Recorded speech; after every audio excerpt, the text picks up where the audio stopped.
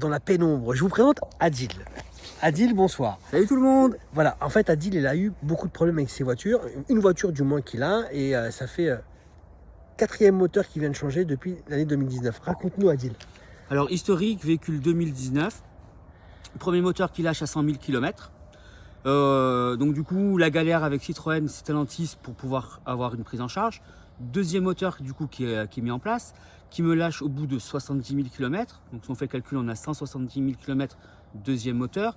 Donc galère encore prise en charge pour la voiture. Est-ce qu'ils se prennent en charge à 100%? Non, jamais à 100%. Déjà d'une, ils veulent pas. D'entrée, leur premier mot, c'est non, on prend pas en charge. Protection juridique, voilà, faire venir des experts, et ça dure. De quand à quand ça dure? L'épuisement, le dernier moteur, de août à mars, le temps de régler l'histoire. Presque un an en fait. Ouais, on est bien sûr du 6 mois bien tassé. D'accord. Et donc du coup, il me change le moteur, encore une fois, et je roule, au bout de 120 000 km, repelote, moteur qui casse, et là du coup, on veut rien savoir, on n'entend rien, ça m'effraie. Et dans cette histoire-là, il y a la D-Blue qu'il a changé plusieurs fois, où il n'y a pas eu de prise en charge. Il a vécu une boîte de vitesse qui lui ont réparé, qui lui ont pas changé. Donc il a vécu beaucoup de choses. Ce qu'il faut savoir, c'est que c'est un indépendant et nous, on le connaît bien. C'est un client à nous à la base. Il nous avait loué une voiture pendant plus de 4 mois à cause du problème du moteur.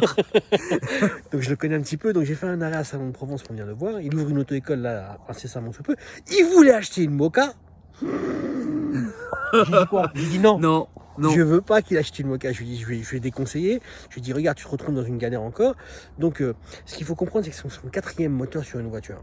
Donc, il a amorti la voiture, certes, mais avec un arrêt presque de bout à bout, quand vous mettez bout à bout, presque un an. Donc, il y a un moment, il faut comprendre que ce qu'il vit, lui, c'est une galère comme pas possible. Perte d'exploitation, la voiture elle tourne pas, il n'y a pas d'argent qui rentre dans les caisses et moi j'ai une affaire à faire tourner. Et une voiture qui ne tourne pas, c'est de l'argent qui rentre pas.